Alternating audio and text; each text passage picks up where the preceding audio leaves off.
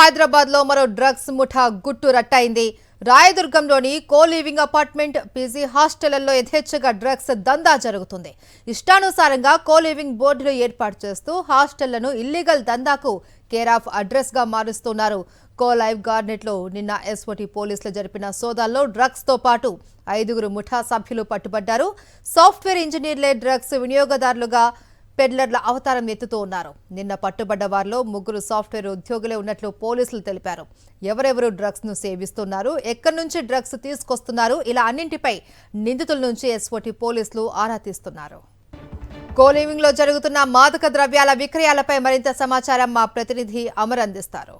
హైదరాబాద్ నగర్లో ముఖ్యంగా IT corridor అని పేరు చెప్పుకున్నటువంటి గచ్చిబౌలి, మాదాపూర్, రాయదుర్గం లాంటి ప్రాంతాల్లో కోలివింగ్ అపార్ట్మెంట్స్లో ఇల్లీగల్గా వ్యవహారాలు బయటపడుతున్నాయి. నిన్న రాయదుర్గం సంబంధించిన ఎస్ఓటీ పోలీసులు దాడుల్లో భారీ ఎత్తున 5 సంబంధించిన ముఠా సభ్యులకు సంబంధించి ఎండిఎంఏ డ్రగ్తో పాటు ఓజీ కుష్ను కూడా స్వాధీనం చేసుకున్నారు. మనం చూస్తున్నటువంటి ఏదైతే కోలివింగ్ అపార్ట్మెంట్ ఉందో కో-లైవ్ గార్డెట్ అనేది, ఇందులోనే నిన్న ఎస్ఓటీ పోలీసులు సోదాలు నిర్వహించడం జరిగింది. ఈ సోదాల్లో 5 ముఠా సభ్యులు, 2 పెడ్లర్లు, మరోవైపు 3 కన్స్యూమర్ను కూడా పోలీసులు అదుపులోకి తీసుకున్నారు. వారి దగ్గర నుంచి భారీ ఎత్తున డ్రగ్స్ను కూడా స్వాధీనం చేసుకున్నారు. నిందితుల నుంచి సుమారు 12 గ్రాముల ఎండిఎంతో పాటు 7 గ్రాముల ఓజీ కుష్, ఇటు గంజాయితో పాటు 6 సెల్ ఫోన్స్ కూడా స్వాధీనం చేసుకున్నారు. అయితే ఏపీకి సంబంధించినటువంటి పెడ్లర్లైన వంశీ దిలీప్తో పాటు బాలప్రకాష్ అనే 2 డ్రగ్ పెడ్లర్లను అదుపులోకి తీసుకున్న పోలీసులు వీరితో సంబంధం ఉన్నటువంటి మత్తు పదార్థాలను విక్రయిస్తూ కన్స్యూమర్స్గా ఉన్నటువంటి మణికంఠ, రోహిత్, తరుణ్ మొత్తం 3 కూడా అదుపులోకి తీసుకోవడం జరిగింది. అయితే ఈ 3 దగ్గర నుంచి కూడా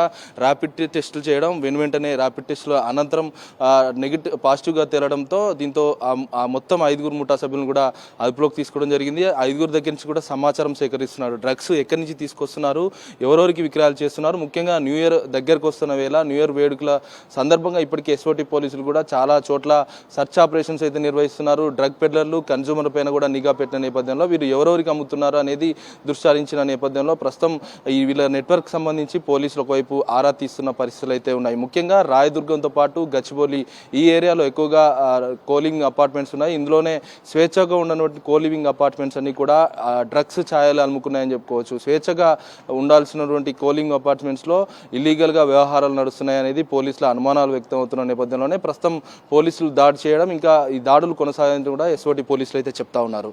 కెమెరా పర్సన్ ముత్యంగౌడ్తో అమరేంద్ర రెడ్డి, సాక్షి టీవీ, గచ్చిబౌలి నుండి.